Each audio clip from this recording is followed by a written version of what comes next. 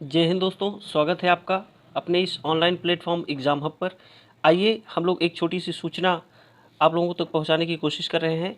देखिए, सीटेट का नोटिफिकेशन आ गया है। सीटेट 2023 का जो फॉर्म का डेट आया है वो आप लोगों को बताने की कोशिश करेंगे हम लोग, है ना। और एग्ज़ाम का पैटर्न क्या होगा, कितने पेपर होते हैं, नेगेटिव मार्किंग होती है कि नहीं होती, इन सब के बारे में हम लोग चर्चा करेंगे। अपियरिंग वाले इसमें फॉर्म को फुलफ़िल कर सकते हैं कि नहीं, इन सब के बारे में हम लोग चर्चा करेंगे।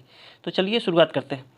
कह रहा है सेंट्रल टीचर एलिजिबिलिटी टेस्ट जो सीटेट है, ये जुलाई के 2023 में आप लोगों का फॉर्म भराया जा रहा है।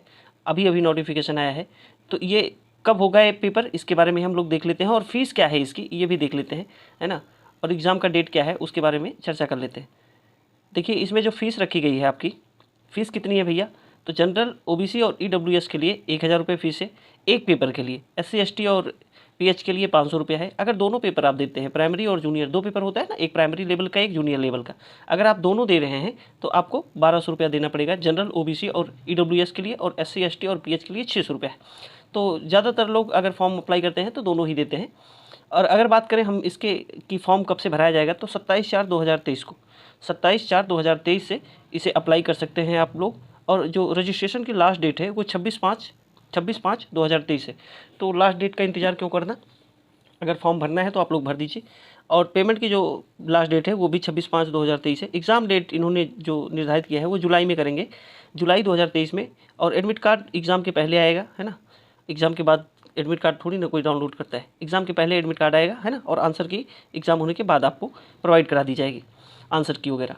चलिए, अब हम बात कर लेते हैं इसके एग्ज़ाम के पैटर्न की, कि कौन कौन फॉर्म अप्लाई कर सकता है, क्या होता है एग्ज़ाम का पैटर्न, और क्या है इसकी योग्यता, कौन कौन लोग इसको फॉर्म भर सकते हैं। चलिए देख लेते हैं।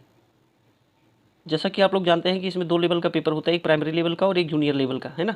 तो प्राइमरी लेवल 1 से 5 होता है, जूनियर वाला 6 से 8 तक होता है। तो इसमें जो है अपीयरिंग वाले भी इसमें अप्लाई कर सकते हैं, है ना।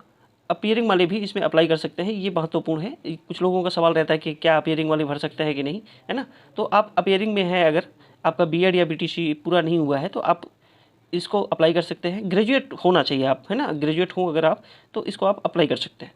चलिए, ये दोनों में, ये जो रूल है ये दोनों में अप्लाई होगी, प्राइमरी और जूनियर दोनों में, है ना। तो अगर आपका ग्रेजुएशन हो गया है और फॉर्म भरना चाह रहे हैं सीटेट का, और सीटेट ही देना चाह रहे हैं, तो दीजिए, खूब मन से दीजिए, है ना। अब अगर हम बात कर लेते हैं पेपरों की, तो कितने पेपर होते हैं, तो भैया इसमें 5 पेपर होते हैं, है ना। 5 पेपर होते हैं, 3 तो जो सीटेट द्वारा निर्धारित है वो होगा, और 2 सब्जेक्टिव होता है। 5 पेपर होते हैं। निगेटिव मार्किंग इसमें नहीं है। अगर निगेटिव मार्किंग की बात करें तो निगेटिव मार्किंग इसमें नहीं रखी गई है। 150 क्वेश्चन पूछे जाएंगे आपसे, 150 क्वेश्चन पूछे जाएंगे, 150 नंबर के होंगे। और 90% जनरल वालों के लिए 90% नंबर यहाँ गेन करना आवश्यक होता है, तब आप इस जो सीटेट का एग्ज़ाम है वो क्वालिफाई माने जाएंगे आप।